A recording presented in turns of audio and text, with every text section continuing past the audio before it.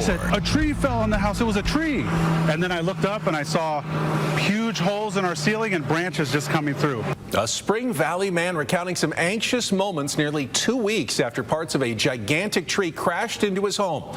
Our crews were across the county on Christmas Eve as powerful winds downed numerous trees, one of those trees killing a City Heights man.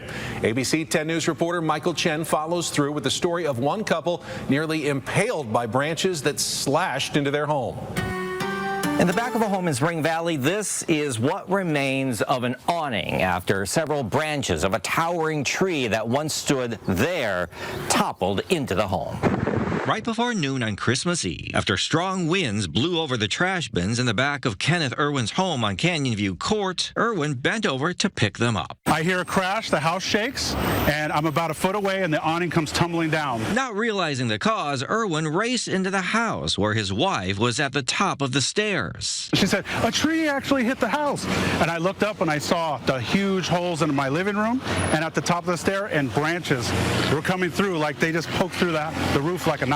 Irwin says 2 large branches of a tree, some 70 feet tall, had crashed into the home, one of them destroying the awning, jutting into the living room. A bigger branch fell onto the roof, slamming into the master bedroom and bathroom, coming within a foot of where his wife had been standing. One of the branches came right through the top of the stairs, so she was very close to being impaled by the tree. The couple's 14-year-old daughter had not been home at the time. I'm grateful that we're still here. Could have been a lot worse, a lot worse.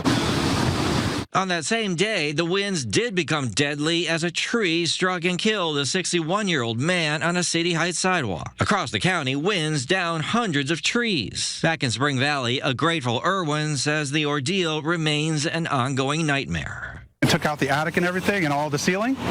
All that spread asbestos all over the house. Irwin, who's been renting the home for some 5 years, says he's been told by his insurance company his coverage does not include much for temporary housing. For now, they are couch surfing between the homes of family members. As for their personal items, we'll get money eventually. That's probably going to be months down the road, and it's going to be a fraction. We really just have to rebuild our whole lives. It's almost like the whole house burned down. A GoFundMe campaign has been set up to help the family with living and other expenses. Michael Chen, ABC 10 News.